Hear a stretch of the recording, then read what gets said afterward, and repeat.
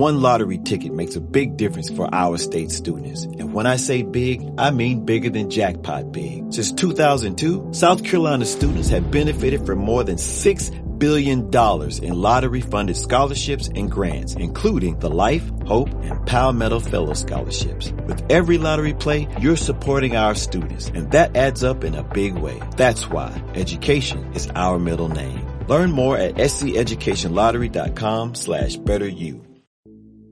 Los siguientes incidentes figuran en expedientes reales. Son investigaciones auténticas sobre ovnis.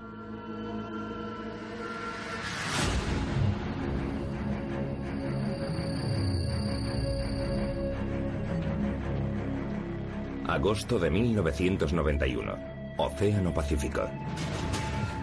El Nimitz regresaba a su puerto en Hawái tras una larga misión en la Primera Guerra del Golfo. Me llamo Kevin Bay. En 1991 estaba destinado en el buque Nimitz como fotógrafo cuando me ocurrió algo. Kevin es un experto en la identificación de aviones a reacción, tanto estadounidenses como enemigos, porque su cometido era fotografiarlos y documentarlos para la Armada. Había terminado mi turno de noche y, como siempre, había subido a la cubierta para contemplar el océano y ver la puesta de sol. Mientras estaba allí, cerraron todos los accesos. Ese protocolo podía significar que existía un peligro inminente. Bay solo dispone de 30 segundos para abandonar la cubierta. Pero no lo consigue.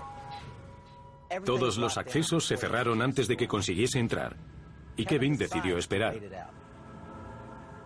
Empecé a sentir una vibración y miré a mi alrededor. La vibración estaba por todas partes. Podía sentirla en mi cuerpo, oírla y sentirla en las manos a través de la barandilla en la que estaba apoyado. Lo siguiente que vio lo paralizó de miedo. Al mirar por el lado de estribor, Bay vio atónito que algo surgía del mar.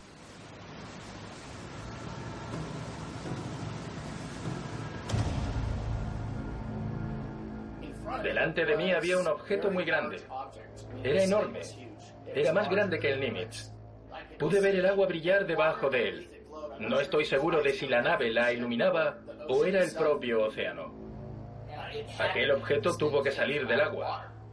Supe que estaba viendo algo de otro mundo.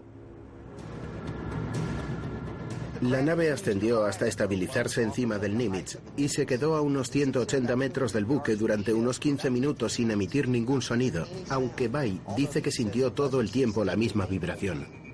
La nave parecía no ser de ningún color, casi parecía de cristal. Empezó a moverse ligeramente y de repente se alejó, muy rápido. Pasó de estar frente a mí sobre el océano a ser un punto en el cielo en medio segundo. Tras el incidente, Kevin Bay es aislado para ser interrogado. Cuando empezaron a hacerme preguntas, lo primero que pensé fue: no voy a contarles lo que vi, porque todos pensarán que estoy loco. Solo quería volver a mi vida normal y fingir que nada había cambiado, pero todo había cambiado. ¿Era un ovni lo que vio Kevin Bay? Los relatos de ovnis subacuáticos están entre los encuentros más extraordinarios que conocemos. En este planeta estamos rodeados de agua. El 71% de la Tierra está bajo el agua, y en su mayor parte está totalmente inexplorado. Pero podría haber ovnis subacuáticos muy cerca, observándonos, y nunca sabríamos que están ahí. ¿Nos acechan ovnis desde las aguas de nuestro planeta? Si es así, ¿cuál es la magnitud de esa misteriosa red de naves submarinas? ¿Y de dónde proceden? MUFON investiga los ovnis subacuáticos. La Mutual UFO Network, conocida como MUFON, es una organización independiente y sin relación con ningún gobierno. Investiga los supuestos avistamientos de ovnis en todo el mundo. Desde hace 5 décadas ha reunido más de 70.000 informes, almacenados en un lugar seguro conocido como Hangar 1. Ahora, por primera vez, MUFON ha ofrecido acceso a su amplio archivo. Estos son los informes del Hangar 1. Hangar 1, archivos extraterrestres. OVNIs subacuáticos.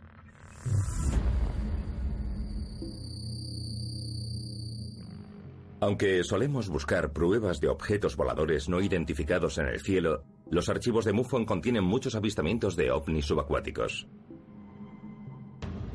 ¿De dónde proceden? ¿Y por qué se ocultan esas misteriosas naves en nuestros océanos? Pensemos en la cantidad de espacio que hay en el océano para esconderse.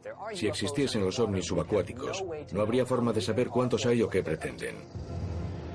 Pero algunos de los documentos de MUFON sugieren que ahí abajo podría estar pasando algo muy importante.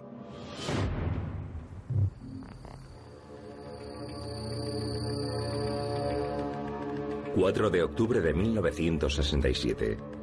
Shag Harbor, Nueva Escocia. Una noche de otoño de 1967, un hombre llamado Laurie Wickens volvía a casa en coche con unos amigos. Wickens vio a lo lejos un extraño objeto que parpadeaba de forma peculiar. Era un objeto con luces amarillas intermitentes y parecía caer del cielo en dirección al puerto. A Wickens le alarmó tanto la velocidad y la trayectoria de aquel objeto que detuvo su camioneta. Wickens temía haber presenciado un accidente aéreo, así que llamó inmediatamente a la Real Policía Montada del Canadá. El agente al mando, el cabo Victor Werbicki, escuchó el relato de Wickens y creyó que estaba ebrio. Pero el departamento de policía empezó a recibir numerosas llamadas y todas describían un accidente similar en el puerto. La mayoría de los vecinos vieron el accidente. Lo denominamos accidente, pero no estamos seguros, ya que no entró en el agua inmediatamente. Se desplazó por encima del agua, luego se detuvo durante algún tiempo y después se sumergió. Parece que lo que vieron aquellas personas no era en absoluto una aeronave terrestre y se sumergió frente a Shag Harbor.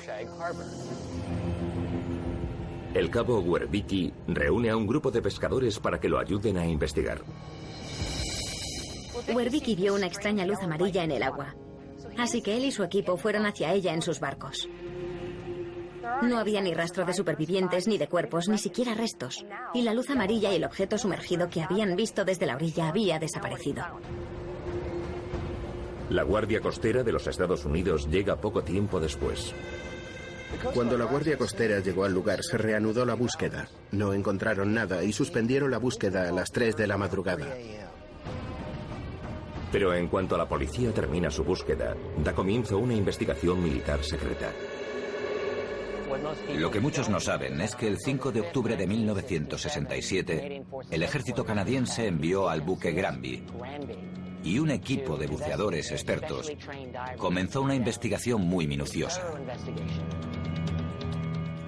Décadas después, varios de los miembros de ese equipo acudieron a MUFON y admitieron que el Granby había perseguido a un ovni bajo el agua durante toda una semana. Gracias a las entrevistas privadas realizadas años después, supimos que el Granby había seguido a un ovni subacuático más de 40 kilómetros hasta un lugar llamado Government Point. Una base militar en Government Point capta el peculiar comportamiento del objeto bajo el agua. De repente el ovni comenzó a actuar de forma extraña. La misma nave que había escapado de la Armada durante una semana parecía haberse detenido y rendido. Estaba inmóvil en el agua.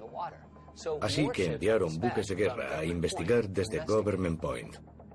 Lo que hicieron fue rodear el ovni inmóvil y enviar a buceadores de la Armada a comprobar qué había allí abajo. Mientras la Armada se acercaba a la nave, de repente sus instrumentos captaron un segundo objeto. Había otro ovni en el agua y se dirigía directamente hacia ellos. La tripulación estaba atónita. El segundo ovni se situó sobre el primero.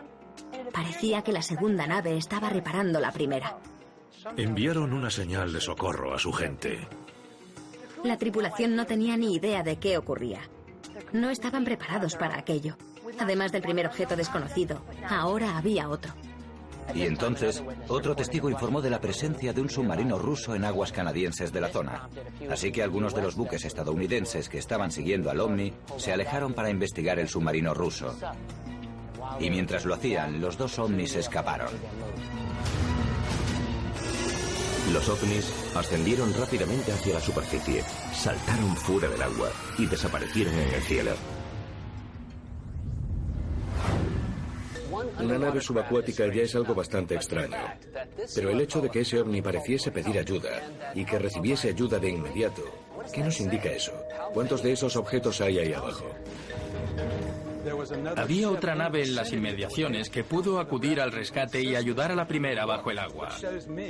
Creo que eso indica cierta organización previa, algo mucho mayor que una mera exploración. ¿Podría haber toda una red de ovnis subacuáticos operando en nuestro planeta?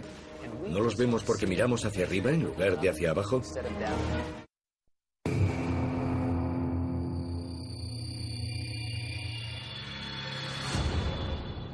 Dentro de Hangar 1, los archivos de MUFON indican que los encuentros con ovnis no ocurren solo en nuestros cielos, sino también en nuestras aguas. En Shag Harbor, Nueva Escocia, el avistamiento de un ovni subacuático provoca una persecución militar, revelando que podría haber numerosos ovnis ocultos aquí en la Tierra. ¿Hasta dónde podría extenderse esa red? Es muy interesante haber obtenido informes de ovnis subacuáticos de armadas de todo el mundo. Y tienen tantos elementos en común que es difícil pensar que son incidentes aislados. No hay duda de que algo ocurre bajo el agua.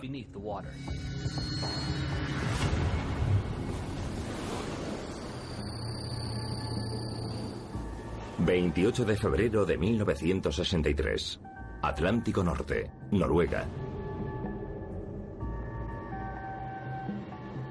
El teniente Tom Preston tenía 20 años y estaba a bordo de uno de los 10 buques de la Marina Real Británica que participaban en una maniobra de la flota del Atlántico Norte en las costas de Noruega. Preston realizaba labores de vigilancia una mañana en una oscura sala de sonar y radar del buque con otros 5 testigos, 3 operadores de radar y 2 operadores de sonar. De repente apareció una señal en la pantalla del radar. En el cielo había algo de un tamaño similar al de un reactor de combate y se dirigía directamente hacia ellos. A Preston le sorprendió que la señal hubiese aparecido tan repentinamente, así que informó a su superior. Cuando este llegó, también se mostró preocupado por lo que veía y se puso en contacto con el buque más cercano para comprobar si habían captado el mismo objetivo. Y así era. La tripulación intenta ponerse en contacto con el objeto, pero este no responde. No sabían si se trataba de un enemigo. Todo lo que sabían era que se acercaba rápidamente, así que enviaron 2 reactores a realizar un reconocimiento. Minutos después, los pilotos de los reactores confirman visualmente que un ovni vuela sobre el océano. Preston y sus compañeros vieron en la pantalla del radar cómo los 2 reactores se aproximaban al objetivo. Pero en cuanto se acercaron demasiado, de repente el ovni viró y se dirigió directamente hacia el océano. Había 3 pantallas de radar y cada una mostraba una franja diferente de cielo según su altura. El ovni se movía tan rápido que cruzó las 3 pantallas en 2 o 3 segundos. De repente, cruzó a toda velocidad todas las pantallas del radar. Y en cuanto se acercó a la superficie, el comandante dijo: va hacia el agua, vigilad el sonar. El ovni atravesó la superficie y siguió adelante. Pudieron verlo en el sonar, avanzando por el océano con la misma facilidad con la que había cruzado el cielo, y se movía tan rápido que apenas podían seguirlo. El submarino más rápido alcanza unos 96 kilómetros por hora bajo el agua. 96 kilómetros no es mucho, es la velocidad a la que conducimos. Aquel ovni iba mucho más rápido que cualquier submarino, lo cual indica claramente que no era de fabricación humana, o al menos no era ninguna tecnología humana que conozcamos actualmente. Los marinos no sabían qué era aquello que avanzaba por el océano. Lo que permitió a aquel ovni avanzar por el agua es un tipo de campo giratorio. Empujaba el agua hacia abajo, luego hacia afuera, y luego de nuevo hacia abajo. Estaba excavando un hoyo al descender a través del agua. La nave desciende más de 600 metros hacia las profundidades del océano y desaparece.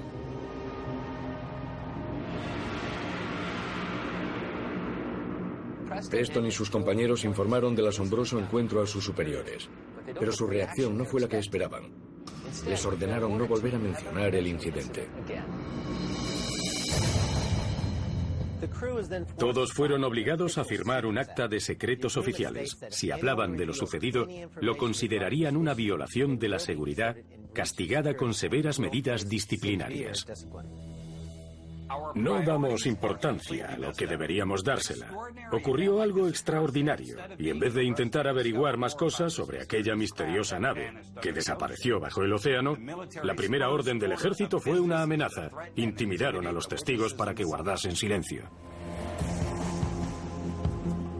En este caso, parece que la política de la Marina Real Británica es la misma que la de la Armada de los Estados Unidos: ocultar los incidentes OVNI. ¿Pero solo se han avistado esas misteriosas naves en alta mar? Parece que podría haber objetos así ocultos en cualquier masa de agua. Los archivos de Hangar 1 revelan que podrían ocultarse no solo en nuestros océanos, sino también bajo nuestros lagos.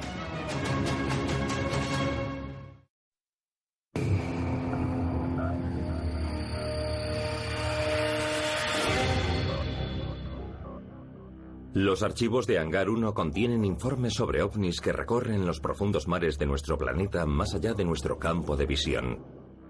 Pero los archivos de MUFON también revelan que los avistamientos de ovnis subacuáticos no se limitan solo a los océanos. El misterio de los ovnis en el océano se vuelve aún más preocupante cuando descubres que MUFON también tiene pruebas de la presencia de naves en nuestros lagos. Parece que podría haber objetos así ocultos en cualquier masa de agua.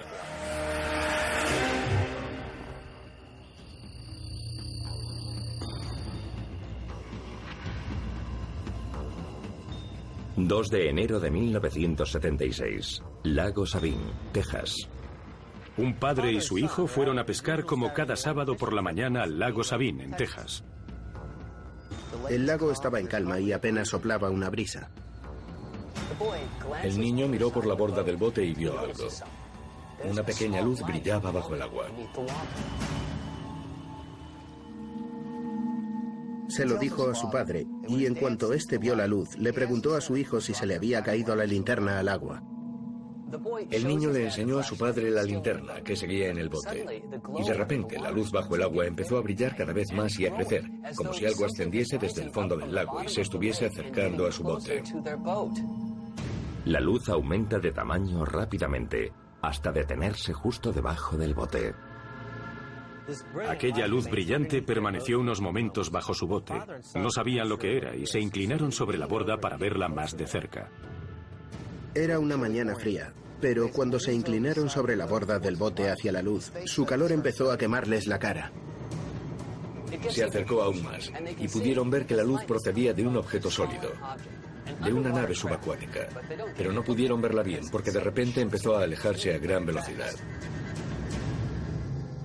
Lo más extraño es que al alejarse por debajo del agua, aquel ovni dejó sobre el lago una estela enorme, de 1,5 kilómetros de largo, como la que dejaría un barco. Pero no había ningún objeto visible en la superficie.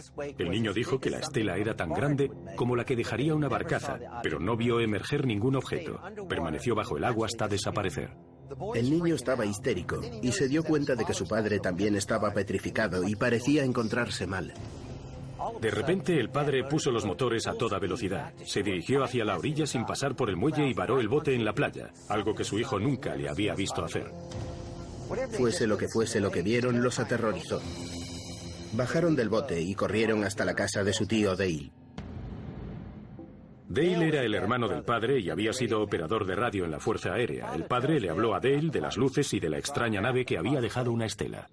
Los tres regresaron al bote y notaron algo extraño.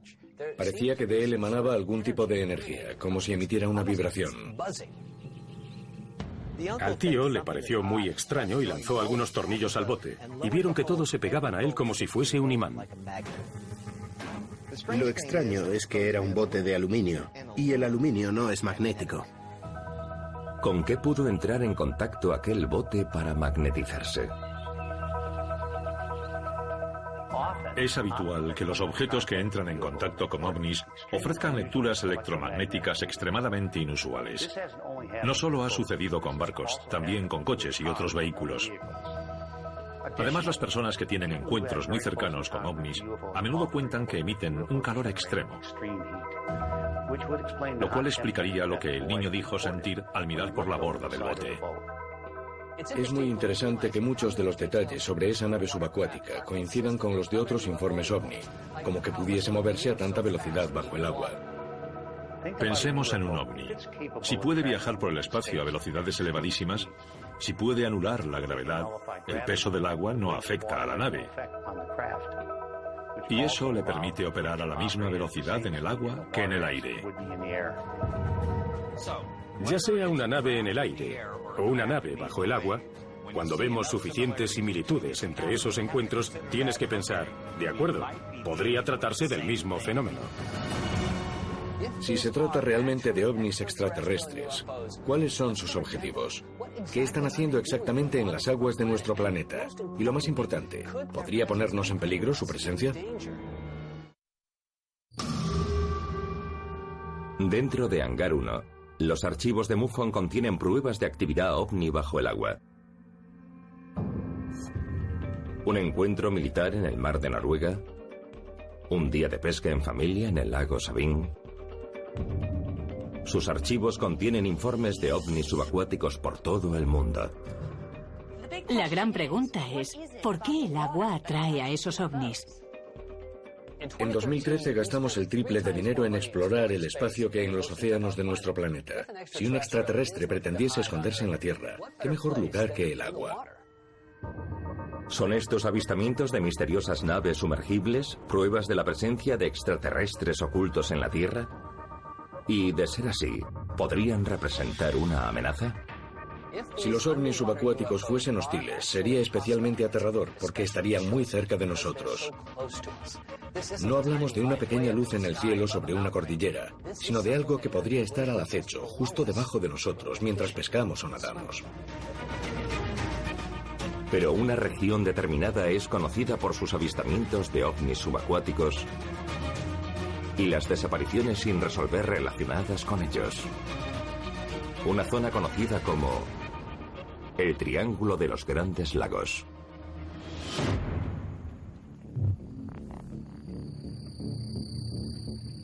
...12 de septiembre de 2009... Lago Huron, Michigan. Una pareja que contemplaba las estrellas en un camping del lago Huron vio aparecer de repente en el cielo 4 luces rojizas muy brillantes. Un ovni estaba sobrevolando su camping. El ovni descendió hacia el agua y parecía ir a una velocidad increíble. Y de repente desapareció, sin más. Según los archivos de Hangar 1, los avistamientos de ovnis subacuáticos de este tipo son solo una parte de un misterio más inquietante relacionado con esa región. Allí han ocurrido más desapariciones inexplicables por kilómetro cuadrado que en el Triángulo de las Bermudas. Como en muchos de esos casos, la desaparición más conocida en los Grandes Lagos comienza con actividad ovni.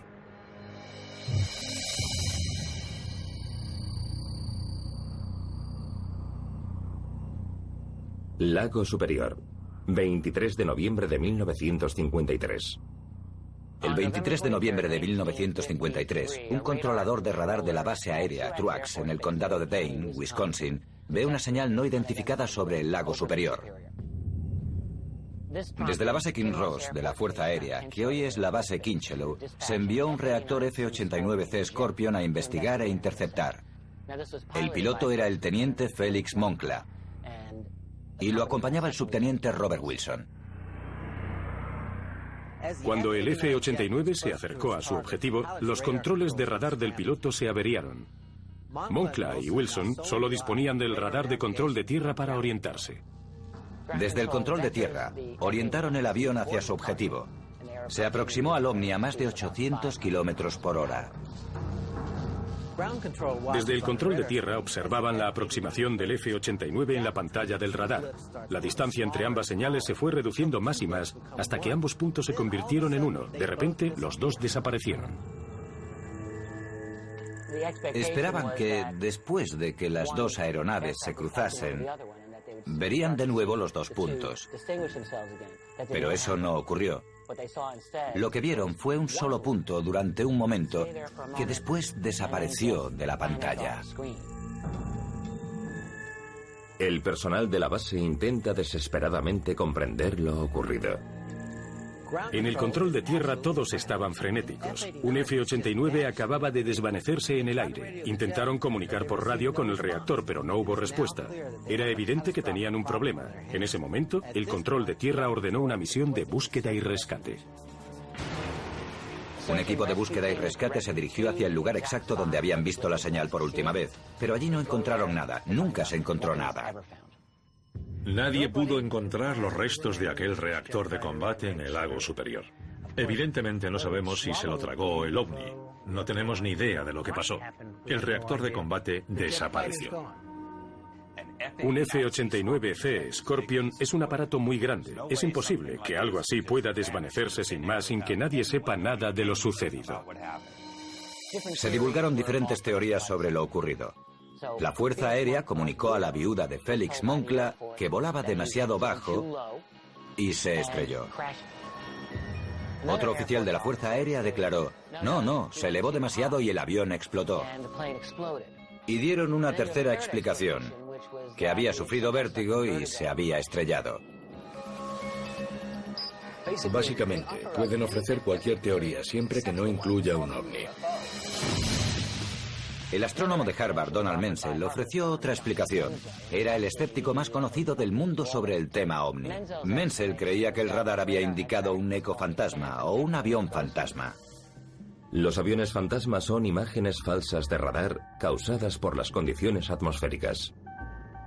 Los aviones fantasmas son un fenómeno real. Pueden hacer que un objeto aparezca y luego desaparezca del radar con bastante rapidez. Y se sabe que han provocado giros bruscos de los pilotos para evitarlos. Hace muchos años que los controladores aéreos informan de aviones fantasma.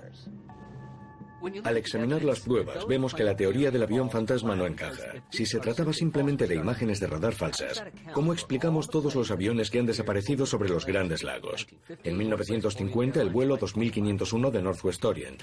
En el 56, un reactor canadiense sobre el lago Ontario. En el 61, un pequeño avión sobre el lago Michigan. En el 66, un Cessna sobre el lago Erie. Y la lista sigue y sigue, hasta hoy. Dado el elevado número de desapariciones en el Triángulo, las autoridades admiten la aplicación de un protocolo especial al sobrevolar la zona. La Administración Federal de Aviación reconoce oficialmente el Triángulo de los Grandes Lagos. Han establecido el denominado Servicio de Notificación de los Lagos, que exige a todos los pilotos que sobrevuelan esa zona que comuniquen constantemente su situación. Si tardan en comunicar más de 10 minutos, se inicia automáticamente una misión de búsqueda y rescate. Existen reglamentos y protocolos federales relacionados con lo que denominan una inexplicable y misteriosa anomalía. Creo que es evidente que el gobierno sabe mucho más sobre lo que ocurre de lo que está divulgando. ¿Qué podrían estar ocultando las autoridades sobre el Triángulo de los Grandes Lagos? Con tantos informes sobre ovnis en la misma zona y un número tan elevado de desapariciones, algunos investigadores creen que en los Grandes Lagos podría haber una base ovni subacuática. Las desapariciones podrían deberse a que los ovnis intentan proteger su secreto. Bajo el lago superior hay cavernas, grietas, y tendría sentido que hubiesen elegido ese lugar para ocultar una base o una nave. Podría haber bases subacuáticas en cualquier lugar. Quizá en el Triángulo de los Grandes Lagos, quizá en otros 100 lugares del planeta. Todas las masas de agua podrían albergar una base subacuática. Contamos con la tecnología precisa desde hace años, eso es indudable. Podemos excavar bajo el suelo y bajo el lecho marino. Podemos hacerlo desde al menos los años 60. Pero si esas bases ovni subacuáticas existen, ¿quién las construye y por qué? El ejército no parece demasiado preocupado por esas extrañas naves submarinas. ¿Podrían ser ellos quienes las están construyendo?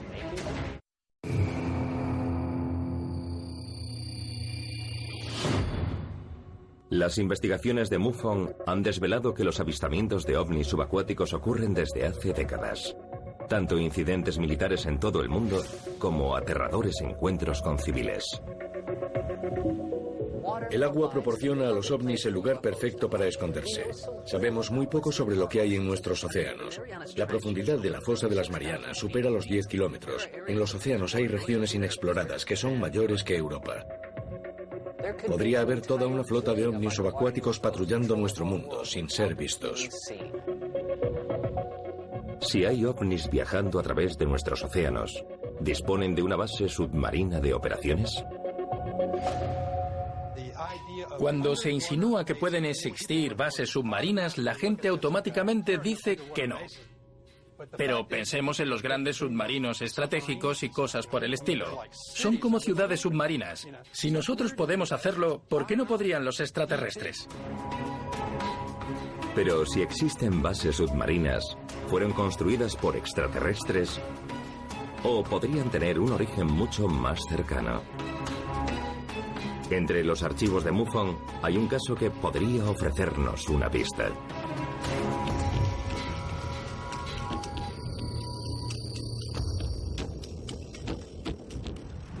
Verano de 1983, Mar Caribe. Durante una calurosa noche de verano de 1983, el buque Yellowstone avanzaba hacia el puerto de Norfolk, Virginia. Las condiciones eran perfectas, no había ni una nube. Hacia las 3 de la madrugada, un marino del Yellowstone vio una luz verde que brillaba en pleno océano. Usó unos prismáticos para verlo mejor, pero no pudo distinguir una forma definida. Solo pudo decir que se trataba de un objeto sólido en medio del océano y que parecía estar justo en su trayectoria. Al ver que se trataba de algo muy inusual, contactó por radio con el oficial de guardia para comunicarle la presencia de aquel objeto. Le dijo al oficial, estamos en rumbo de colisión con algo. Le preguntó qué debían hacer, pero a su superior no pareció preocuparle demasiado. La única reacción del oficial de guardia fue, entendido. No ordenó cambiar el rumbo. El buque continúa en rumbo de colisión hacia el extraño y brillante objeto. El marino estaba confuso y preocupado. Repitió el aviso mostrando una preocupación aún mayor, pero ni siquiera obtuvo una respuesta. Pensó, ¿por qué soy el único a quien parece importarle que estemos a punto de chocar con algo? El buque iba a toda máquina hacia ese objeto no identificado en medio del océano. Para entonces el vigía ya podía verlo claramente. Cada vez se acercaban más a aquel objeto. Estaban a punto de chocar, pero pasaron muy cerca de él. El marino pudo verlo bien mientras lo sobrepasaban. Era una nave esférica de metal sumergida casi por completo y medía unos 12 metros de diámetro. Cuando pasaron a su lado, gritó a la tripulación que fuesen a estribor a ver el objeto con el que casi habían chocado. Pero los demás no llegaron a tiempo. El marino intentó explicar al oficial lo que había visto, pero no obtuvo ninguna respuesta. ¿Con qué estuvieron a punto de chocar en pleno océano? ¿Y por qué el oficial del buque mostró tanto empeño en ocultar de qué se trataba?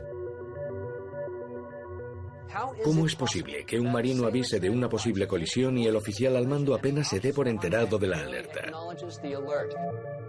¿Sabía el oficial qué era lo que había en el agua y no quiso que se divulgase? Quizá las autoridades sepan qué se oculta en nuestros océanos.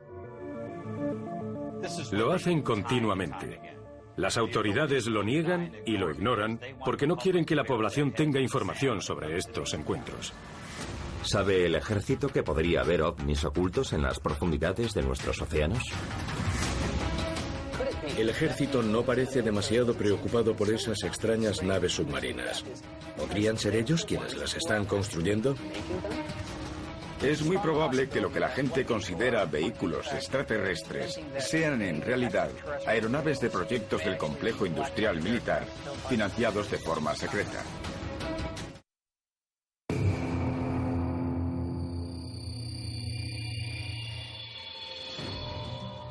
Los archivos de Hangar 1 contienen muchos informes sobre ovnis que viajan bajo la superficie de nuestros lagos y océanos. ¿Pero se trata de naves de otros mundos? ¿O podrían ser buques muy avanzados construidos por el ejército estadounidense? Cuando hablamos de ovnis subacuáticos, la gran pregunta es, ¿cuál es su origen? ¿Son naves extraterrestres llegadas del espacio para explorar los océanos? ¿O podrían ser los océanos su verdadera base? Quizás encontremos la respuesta en un enclave costero con gran actividad ovni. Se han producido avistamientos por todas las costas de los Estados Unidos, pero mucho más en California.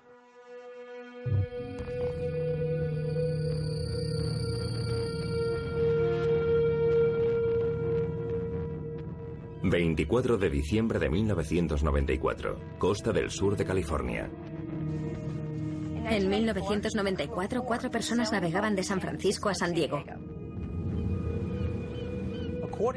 Según una de ellas, una mujer llamada Elizabeth, estaban a 40 o 50 kilómetros de Big Sur. Mientras contemplaba el océano, de repente, Elizabeth vio en la superficie un objeto redondo rojo oscuro y anaranjado que brillaba intermitentemente. Aquel enorme objeto brillante despegó a toda velocidad y se desvaneció sin hacer ruido. La nave despegó del océano frente a ellos, y Elizabeth y los demás la vieron volar a toda velocidad hasta el espacio. El relato de Elizabeth no es en absoluto el único recogido en esa zona. Un gran misterio rodea desde hace años la costa del sur de California y los numerosos avistamientos de ovnis subacuáticos. Tal vez en 2014 descubrimos una pieza del rompecabezas.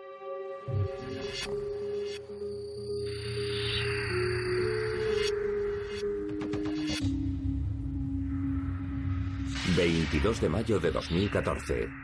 ...Malibú, California. Un grupo de investigadores del fenómeno ovni estudiaba imágenes de Google Earth de Malibú, California, cuando vieron algo que podía ser crucial. Descubrieron lo que parecía ser una gran edificación de fabricación humana bajo la superficie del océano. Parecía medir más de 800 metros de ancho y tener más de 60 plantas de altura. Si esa edificación es el epicentro de la actividad de los ovnis subacuáticos, está en el lugar perfecto. Sabemos más sobre la superficie de Marte que sobre nuestros océanos. Si el gobierno tuviese que ocultar algo, ¿qué mejor lugar que el fondo del océano?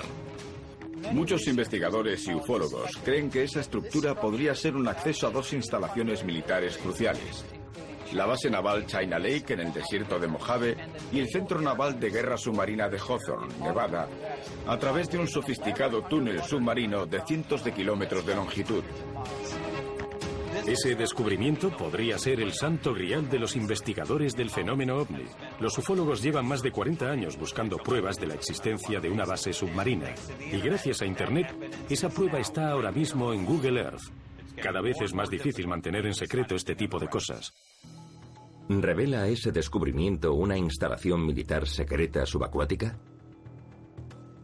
El gobierno niega que las imágenes de Google Earth sean una base submarina, pero no parece tan descabellado si pensamos que ya conocemos otras bases submarinas de la Armada. El Centro de Pruebas Submarinas del Atlántico, conocido por sus siglas en inglés como AUTEC, es una instalación de la Armada de los Estados Unidos situada en la costa de la isla de Andros, en las Bahamas. El AUTEC es un laboratorio submarino en el que se prueba de forma simulada todo lo relacionado con la guerra submarina. En el AUTEC hay instalaciones secretas para el seguimiento de naves acuáticas y aéreas. Su capacidad para seguir aeronaves es increíble. Pueden seguir armamento aéreo a 800 kilómetros hasta una altura de 21.000 metros. Y en el agua es igual de impresionante. Pueden cubrir 1.700 kilómetros cuadrados, el doble de la superficie de Nueva York. Lo más interesante del AUTEC es su rango de seguimiento en aguas profundas. Puede vigilar hasta 63 objetos bajo el agua al mismo tiempo. Además de vigilar objetos bajo el agua, ¿para qué otra cosa podría utilizarse esa sofisticada tecnología? El AUTEC está situado en una cuenca de 240 kilómetros de largo a una profundidad de 1.800 metros. En ese lugar el agua está absolutamente inmóvil. No hay corrientes ni olas, nada. Si a esto le sumamos su avanzada tecnología, podría ser el lugar ideal para probar ovnis. ¿Son todos los ovnis subacuáticos naves militares secretas? Si analizamos lo que pueden hacer según los informes, el ovni de Shag Harbor incumpliendo las leyes de la física, su increíble velocidad bajo el agua que supera cualquier tecnología conocida en el planeta, que el ejército estuviese implicado no descartaría un posible vínculo extraterrestre. Por lo que sabemos, el AUTEC podría ser un Área 51 submarina, un lugar donde intentan descifrar en secreto el funcionamiento de tecnología extraterrestre. Ya sean los ovnis subacuáticos, vehículos militares, buques intergalácticos o ambas cosas, los archivos de Hangar 1 sugieren la existencia de una red mundial de naves ocultas poco más allá de nuestro campo de visión. Mientras siguen produciéndose avistamientos en todo el planeta, los investigadores de MUFON vigilan lo que ocurre sobre nosotros y también bajo nosotros. One lottery ticket makes a big difference for our state students. And when I say big, I mean bigger than jackpot big. Since 2002, South Carolina students have benefited from more than $6 billion in lottery-funded scholarships and grants, including the Life, Hope, and Palmetto Fellow Scholarships. With every lottery play, you're supporting our students, and that adds up in a big way. That's why education is our middle name. Learn more at sceducationlottery.com/betteryou.